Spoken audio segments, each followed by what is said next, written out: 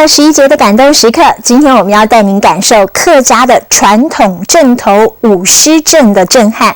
这新竹琼林下山村舞狮团18般武艺是样样精通，不论是舞棍、舞狮，通通都拿手。60几个团员当中，最小的只有6岁，最年长的有88。在这武林高手过招里，客家文化也就能薪火相传。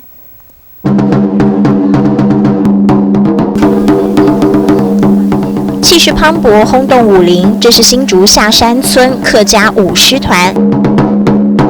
好，大家开始集合了。理事长张建安和叔叔张时富热心传承，只要是团练，下山村的武林高手通通齐聚一堂。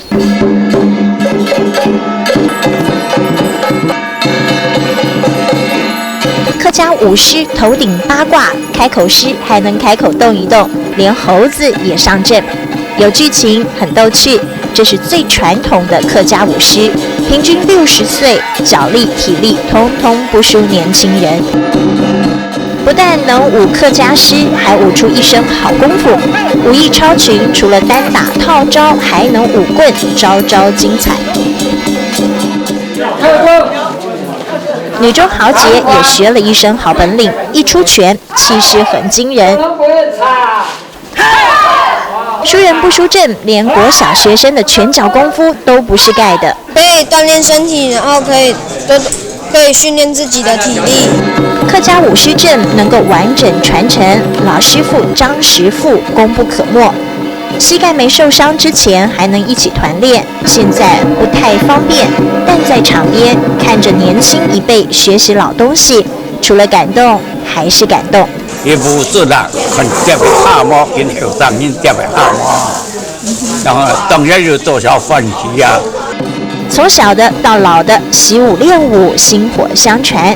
最小6岁也能当文化种子。美国来的艾克更想当功夫小子，慕名上门学武术。我喜欢舞狮，还有大拳，很好玩。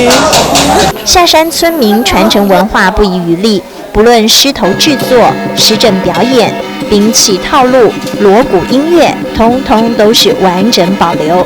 从狮头开始，那18般武艺，像那个传统的那全部都会，刀枪棍都会，我们都全部都是还一系列都还可以舞得下来，从头到尾还可以。延续至今的客家狮阵文化，就像一部精彩的武打电影，看完之后收获满满。锣鼓点下，新竹下山村的叔侄扎实拳脚，引领客家舞狮阵头，舞出客家情，跳出客家魂。当记忆东西交流，也传承一段感动时刻。